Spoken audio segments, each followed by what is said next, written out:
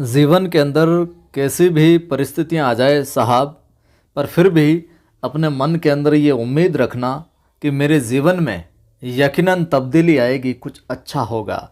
नमस्कार, जय हिंद। मैं हूं आपका दोस्त कवि आदि गणेश। स्वागत करता हूं और प्रारंभ करते हैं हिंदी ग्रेड सेकंड हेतु जो स्नातक स्तर वाला पाठ्यक्रम हमने प्रारंभ कर रखा है, कबीर ग्रंथावली साखी, जिसके 5 अंक और 10 पद हम देखेंगे। उनमें जो पहला गुरुदेव का जो अंग है उसकी ये 4 नंबर क्लास है। और आज किस कक्षा के अंदर रोजाना उन 2 क्लासों में, पहले वाली क्लासों में 5-5 साखियाँ देखी, आज हम 10 देखेंगे। ठीक है, तो अनुरोध है आपसे, वीडियो को लाइक कर दीजिए, आप शेयर कर दीजिए सभी के साथ, ताकि बाकी साथियों को भी मदद हो सके। और पहली बार देख रहे हैं चैनल को सब्सक्राइब करें, जो बेल आइकन क्लिक कर लीजिए आप। ठीक है, टेलीग्राम चैनल का लिंक डिस्क्रिप्शन में मिल जाएगा आपको। कवि आदि गणेश हिंदी नाम से है, जिस पर 4700 से ज़्यादा लोग जुड़े हैं। उस टेलीग्राम चैनल को आप ज्वाइन है जो कर लीजिए। ठीक है, प्रारंभ करते हैं। पहली देखते हैं आज की कक्षा की साखी, और वैसे देखा जाए तो 11 नंबर की, कि पीछे लागा जाई था लोक वेद के साथी, और आगे थे सतगुरु मिल्या दीपक दिया हाथी। कि पीछे लागा जाई था लोक वेद के साथी, और आगे थे सतगुरु मिल्या दीपक दिया हाथी। देखिए साहब क्या कह रहे हैं यहाँ पर कबीर साहब, कि लोक वेद के साथ लगकर मैं उनके पीछे पीछे जा रहा था। क्या कह रहे हैं कि लोक वेद के साथ लगकर मैं उनके क्या पीछे पीछे है जो जाने लगा था।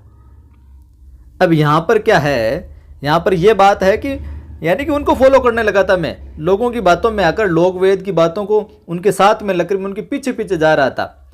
लेकिन आगे ते सतगुरु मिला दीपक दिया हाथी, लेकिन आगे मुझे सतगुरु मिल गए, और जिन्होंने मुझे ज्ञान का क्या दीपक है जो मेरे हाथ में दे दिया। दीपक दिया हाथी, उन्होंने दीपक दिया हाथी। तो दीपक हाथ में देने का मतलब ज्ञान का दीपक मेरे हाथ में दे दिया। मैं ऐसे ही पीछे पीछे जो भटक रहा था। कहने का यहाँ पर मतलब है कि लोक और वेद की जो मान्यताएं हैं, लोग में जो मान्यता, उनके चक्कर में मैं पड़ा हुआ था, और सच्चे मार्ग को जो भूल गया था, जिसे लोग भटका रहे थे दूर दूर में, वैसे वैसे भटक रहा था। और जो सच्चा मार्ग था उसको मैं क्या छोड़ दिया था मैंने, उस मार्ग को, उस मार्ग से मैं क्या भटक गया था। तो संसार में भटक रहा था यूं तो, लेकिन गुरु ने ज्ञान प्रदान करके उस भटकन को क्या कर दिया, समाप्त कर दिया है। जैसे ही गुरु ने ज्ञान का दीपक मेरे हाथ में दिया, यानी कि उस जो भटकन थी इधर उधर लोक वेद की जो मान्यता उनके चक्कर में पड़ा हुआ था, उस भटकन को है जो दूर है जो कर दिया है। आ गई बात समझ में? चलिए आगे देखिए, कि दीपक दिया तेल भरी बाती दई अघट। दीपक दिया तेल भरी बाती दई अघट, और पूरा किया बिसावना बौरे ने आओ हट। तो अघट यानी न गहने वाली, अघट यानी यहाँ पर हो जाएगा साहब अपने क्या, न गहने वाली, कभी न घटने वाली, यूं कह सकते हैं। अघट यानी कभी न घटने वाली। ठीक है, और आगे जो एक शब्द आया है बिसावना, बिसावना यानी क्रय विक्रय, ये जो है ना बिसावना यानी क्रय विक्रय। ठीक है, और हट यानी हाट बाजार है जो होता ही है। देखिए साहब, कि दीपक दिया तेल भरी बाती दई अघट, कि सतगुरु ने प्रेम रूपी तेल से भरकर ज्ञान रूपी दीपक प्रदान किया है। कि दीपक दिया तेल भरी, सतगुरु ने प्रेम रूपी तेल से भरकर क्या ज्ञान रूपी है जो दिया प्रदान किया है। और बाती दई अघट, और उस ज्ञान के दीपक में कभी न घटने वाली, जो यूं समझिए ज्ञान की जो कभी न घटने वाली बत्ती है जो वो डाल दी है। दीपक दिया तेल भरी, दीपक तो क्या तेल भरकर दे दिया, और तेल कौन सा, प्रेम रूपी तेल भरा है, और ज्ञान रूपी दीपक प्रदान किया है। प्रेम रूपी तेल भरकर ज्ञान रूपी क्या दे दिया है, दीपक दिया है।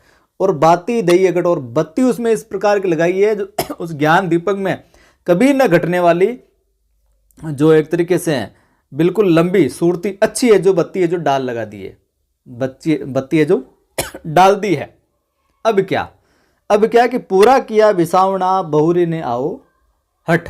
तो जिसके द्वारा शिष्य क्या संसार रूपी हाट में, बहुरी ने आओ हट, संसार रूपी हाट में शिष्य है जो बाजार में जन्म मृत्यु का जो ये क्रय विक्रय है जो समाप्त कर लिया है। जन्म मृत्यु का ये बाजार कौन सा, संसार रूपी बाजार पूरा किया बिसावना, बिसावना यानी क्रय विक्रय, बहुरी ने आओहट। तो संसार रूपी बाजार है, यहाँ जो जीवन के अंदर आने के बाद में जो जन्म मृत्यु का जो क्रय विक्रय है, जो बिसावना है, इसको क्या कर लिया, बहुरी ने आओहट, उसको क्या समाप्त कर लिया है। यानी कि बहुरी ने आओहट, अब उसे क्या पुनः इस संसार रूपी बाजार में आने की आवश्यकता है जो नहीं पड़ेगी। कहने का मतलब यह है कि ज्ञान प्राप्ति से मनुष्य का जो जन्म मृत्यु का जो चक्कर है, आने जाने का जन्म जन्मांतर का जो चक्कर है, उससे वो पार हो जाता है, वो है जो छूट जाता है। आई बात समझ में?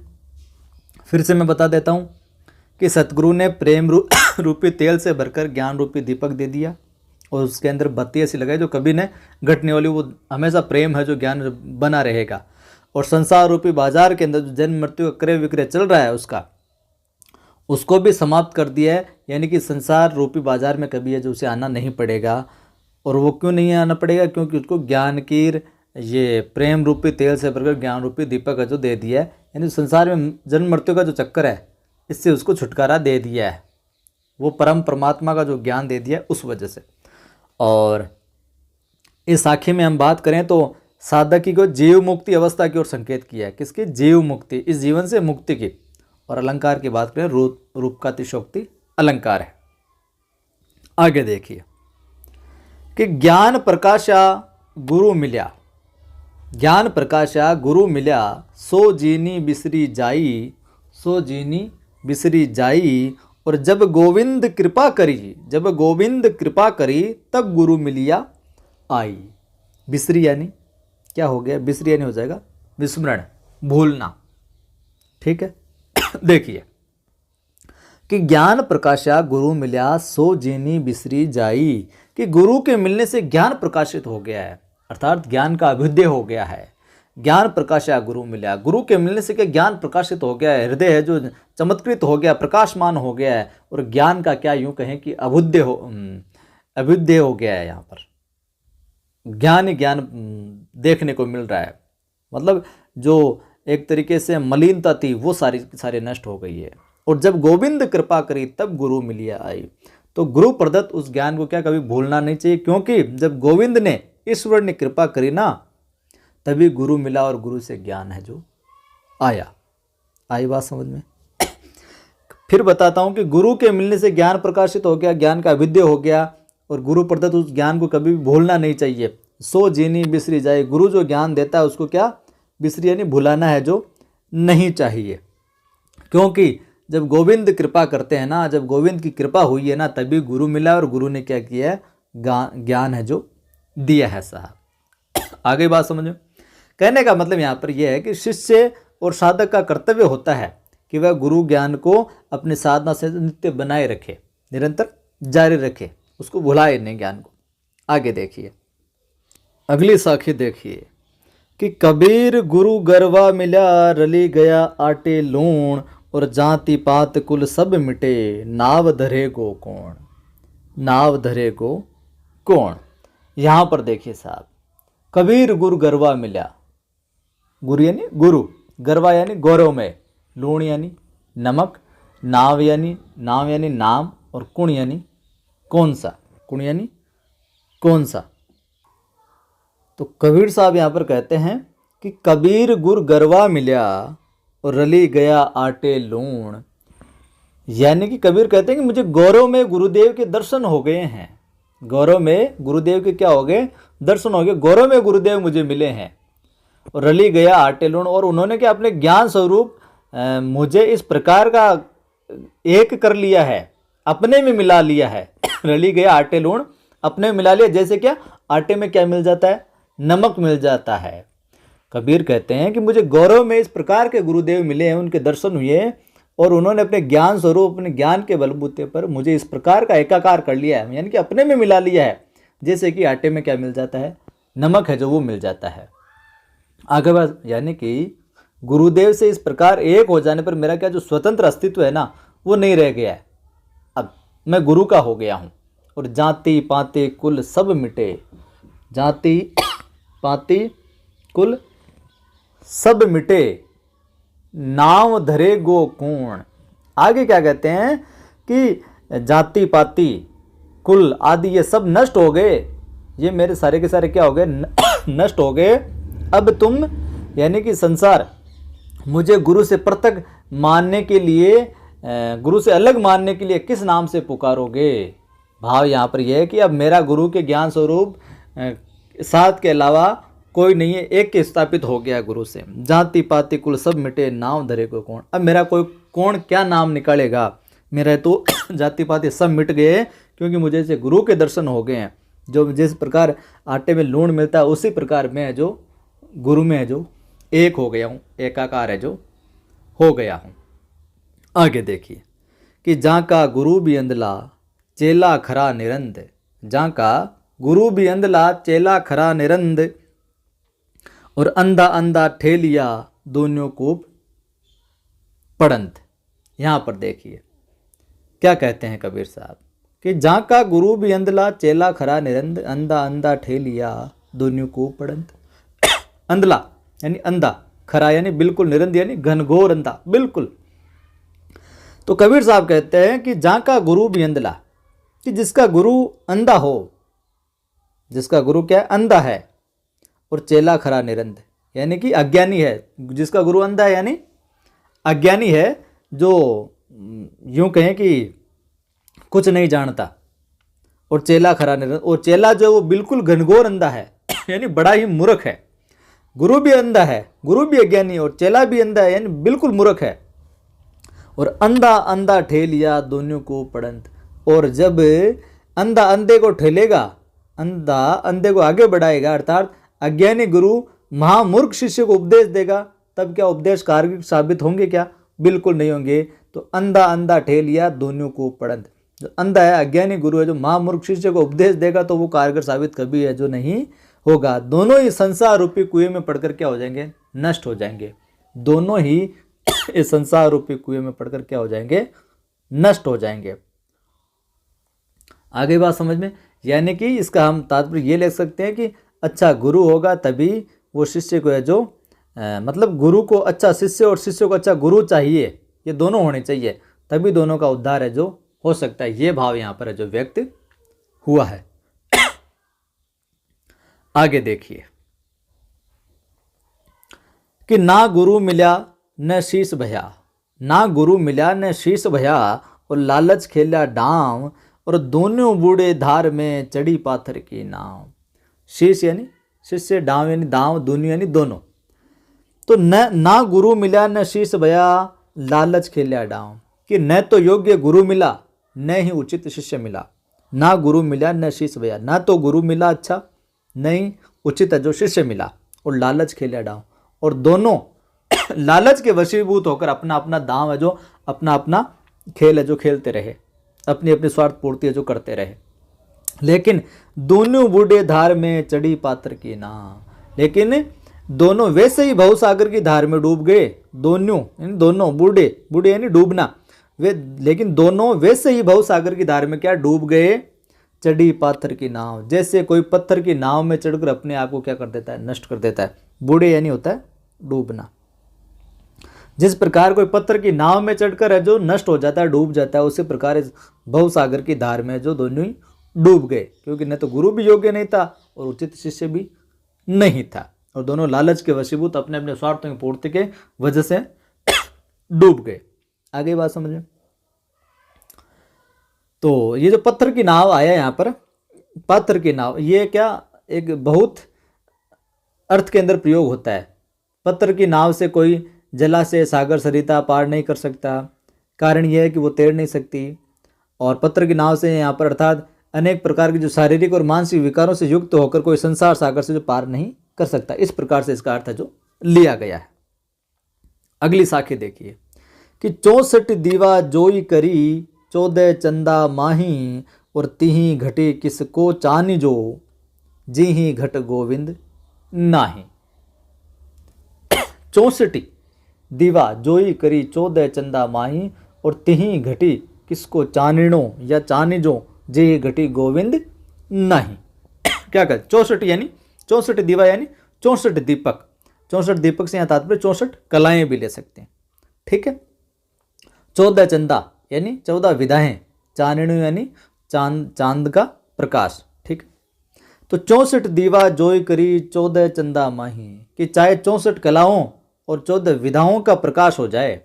64 दीवा जोई करी 14 चंदा माही, कि चाहे 64 कलाओं और 64 विधाओं का प्रकाश हो जाए, लेकिन तिही घटी किसको चाने जो जिही घटी गोविंद नाई, कि जिसके शरीर रूपी गेह में गोविंद का निवास नहीं है ना, तिही घटी किसको चाने जो, कि जिसके घट में, जिसकी गेह के अंदर, जिसके शरीर के अंदर गोविंद का निवास नहीं है ना, उस घर में, उस घट में जो प्रकाश है जो कैसे होगा, किसको जानो, कि गोविंद का प्रकाश नहीं, गोविंद का जिसके घट में, हृदय में, गेह में वास नहीं है, जिसके हृदय में ईश्वर नहीं है, गोविंद नहीं है, उसके तो फिर कितना ही कुछ कर लो, भले ही 64 कलाएं हो, चाहे 14 विधाओं का प्रकाश हो जाए, जिसके शरीर में गोविंद का, हृदय में गोविंद का निवास नहीं है, उसके गेह में, उसके घट में प्रकाश है जो नहीं हो सकता। अर्थात जो हृदय प्रभु की भक्ति में क्या रहित है ना, पर प्रभु की भक्ति से ईश्वर में जो लगा हुआ नहीं है, उसके अनेक कलाएं और विधाएं भी नहीं है जो प्रकाश है जो भर सकती है, अनेक कलाएं विधाएं प्रकाश है जो नहीं कर सकती। देखिए यहाँ पर जो आया है ना 14 चंदा, जो 14 विधाएं है की प्रतीक है, ब्रह्म ज्ञान, रस ज्ञान, संगीत, व्याकरण, ज्योतिष, धनुर्विद्या, जल रतन, कोक, अश्वारोह, नाट्य, कृषि, वेदक, ये सभी है। और 64 दीवा, 64 दीवा से तात्पर्य यहाँ पर आया 64 कलाएं, जिनमें, जिनकी जयदेव सिंह और वासुदेव सिंह साहब ने 64 कलाओं के बारे में बताया है। उनमें कुछ एक मैं बता देता हूँ। गीत, वाद्य, नृत्य, चित्रकारी, भोजन पत्र के पत्तों का तिल की आकृति में काटना, पूजन के लिए चावल, कमरों में फूल सजाना, शरीर कपड़ों को दांत रंग चढ़ाना, फर्श पर मणियों को बिछाना, उदक वाद्य, जलदात, मंत्रों तंत्रों के प्रयोग, माला गूंथना, सिर के आभूषण, अपने को दूसरों को वस्त्रालंकार से सजाना, हाथी दांत, शंख से अलंकारों को बनाना, इस प्रकार 64 कलाओं का है जो वर्णन देखने को मिलता है। तो यानी कितना ही उजाला कर लो कलाओं का, 14 विधाओं का प्रयोग कर लो, उनका उजाला कर दो, जिसके दिल में, जिसके हृदय में गोविंद का वास नहीं है ना, जिसके घट में, उसके तो फिर कुछ भी हो जाए, प्रकाश है जो नहीं हो सकता साहब। अगली साखी देखिए कि निस अंधियारो कारणे 84 लख चंद और अति आतुर उदय क्रिया तऊ दृष्टि नहीं मंद। निशी यानी निशी, रात, निशी या रात, ठीक है। आतुर, आतुर का हो जाएगा वेग से, जल्दी जल्दी, उतावलेपन से। उदय किया यानी दत्ति किया, ठीक है। और दृष्टि यानी मंद यानी मूर्ख यहाँ पर आया है। तो देखिए निशी अंधियारो कारणे 84 लख चंद, कि अंधेरी रात को प्रकाशित करने के लिए चाहे बड़े उत्साह के साथ में, बड़े उत्साह से 84 लाख चंद्रमा उदित किए जाएं। निशी अंधियारो कारणे, अंधेरी रात को प्रकाशित करने के लिए, अंधेरी रात के कारण उसको प्रकाशित करने के 84 लाख चंद, चाहे 84 लाख चंद्रमा भी अगर उदित किए जाए ना, उनको भी उदित किया जाए ना, तो भी अति आतुर उदय किया तव दृष्टि नहीं मंद। फिर भी जिनकी जो बुद्धि मंद होती है, जिनकी दृष्टि, जिनकी जो बुद्धि मंद होती है, उन्हें कुछ भी दिखाई और दिखाई है जो नहीं पड़ता है, तव दृष्टि नहीं मंद। तो जिनके हृदय में, या यूं कहें कि अंधेरी रात को प्रकाशित करने के लिए चाहे बड़े उत्साह के साथ आप 84 लाख चंद्रमा भी उदित कर दो, भले ही वहाँ उजाला नहीं हो सकता। उसी प्रकार जिनकी बुद्धि मंद है ना, अति आतुर उदय किया तव दृष्टि नहीं मंद, जिनकी बुद्धि मंद है ना, उनके आप कितना ही जल्दी जल्दी कुछ भी है जो कर दो, भले ही आप उनको करने के लिए उनको कुछ भी दिखाई है जो सुनाई है जो नहीं पड़ सकता है साहब। कहने का तात्पर्य यहाँ पर यह है कि गुरु के ज्ञान के बिना है ना, अंदर की आंखें नहीं खुलती है। गुरु के ज्ञान के बिना अंदर की आंखें हैं जो नहीं खुलती है, और बाहर बाहर चाहे कितना भी प्रकाश है जो क्यों नहीं हो, ठीक है। आगे देखिए साहब, तो यहाँ पर ये जो 84 लाख चंद यहाँ पर आया ना, यहाँ पर अपने प्रोफेसर युगेश्वर साहब, उन्होंने एक जगह लिखा है कि 84 लाख चंद्रमा संकेत जो किया है वो संभवतः 84 लाख योनियों से किया है, क्योंकि जीव जो 84 लाख योनियों में भटकता रहा है, किंतु उसे ज्ञान है जो प्राप्त नहीं हुआ। जब सदगुरु की प्राप्ति होती है तब यह जो मामला सेट होता है। आगे देखिए, आगे यहाँ पर है भली भली गई जो गुरु मिल्या और नहीं तर होती हानि, दीपक दृष्टि पतंग ज्यों पड़ता पूरी जानी। हानि यानी हानि। तो ये तो बहुत अच्छा हुआ, भली गई जो गुरु मिला, मतलब भली हुई, ये तो बहुत अच्छा हुआ जो गुरु मिल गया। भली गई जो गुरु मिला, ये तो बहुत अच्छा हो गया, भला हो गया जो क्या मिल गया, गुरु जी मिल गए। नहीं तर होती हानि, अन्यथा नहीं तो मेरी बहुत क्या होती, हानि होती बहुत, नहीं तो मेरी बहुत छींची होती, नहीं तो मेरी बहुत ही क्या होती, बड़ी हानि हो जाती है। दीपक दृष्टि पतंग ज्यों पड़ता पूरी जानी, जैसे पतंग दीपक की चकाचौंध में उससे मोहित होकर उस पर बार बार पड़ता है। दीपक दृष्टि पतंग ज्यों पड़ता पूरी जानी। और जिस प्रकार जो पतंग जो होता है, पतंगा जो होता है, वो दीपक की जो चकाचौंध लो होती है उसमें उससे मोहित होकर उस पर बार बार पड़ता है ना, वैसे ही मैं भी माया रूपी रूपक को है जो सत्य स्वरूप, उस माया को सत्य रूप मानकर उस पर बार बार पड़ता रहता और अपने को है जो नष्ट कर लेता। ये तो भला हुआ जो गुरु मिल गया, नहीं तो मेरी बहुत बड़ी हानि हो जाती। जिस प्रकार दीपक को देख कर पतंगा उसके अंदर जलता है, उसी प्रकार मैं भी इस माया के अंदर जो पड़ा रहता साहब। यानी कि मैं भी इस माया के अंदर, जगत के अंदर उलझा रहता। और माया को पूर्ण समझना मिथ्या है एक तरीके से, वास्तव में पूर्ण क्या है, ब्रह्म है। उपमा अलंकार यहां पर देखने को मिलता है। अगली साखी देखिए साहब, कि माया दीपक नर पतंग भ्रमी भ्रमी इवे पड़ंत, कहे कबीर गुरु ज्ञान थे एक आद उपरंत। ये तो आपने साखी कई बार सुनी होगी। भ्रमी भ्रमी यानी कि घूम घूम कर कह सकते हैं, उबरंत यानी उबरता है। तो माया दीपक के समान और मनुष्य पतंग के समान है। ध्यान में रखना, माया दीपक नर पतंग भ्रमी भ्रमी इवे पड़ंत। माया तो क्या है, दीपक के समान है। ध्यान में रखना, माया किसके समान है साहब, दीपक के समान है। और नर क्या है, मनुष्य क्या है, पतंग के समान है। और भ्रमी भ्रमी ये पड़ंत, और पतंग की भांति मनुष्य, पतंग की भांति मनुष्य के माया रूपी दीपक पर घूम घूम कर बार बार पड़ता है। पतंग की भांति मनुष्य भी माया रूपी दीपक पर घूम घूम कर बार बार पड़ता है, उसी की ओर आकर्षित होता है। कबीर साहब क्या कहते हैं, कहे कबीर गुरु ज्ञान थे एक आद उबरंत। कबीरदास साहब कहते हैं कि गुरु ज्ञान से, गुरु के दान से एक आध व्यक्ति ऐसे होते हैं जो माया के आकर्षण से बच पाते हैं, इस संसार सागर से उबर पाते हैं। ठीक है, आ गई बात समझ में। तो ये थी अपनी 20 साखियाँ आज है जो हमने कंप्लीट कर ली है।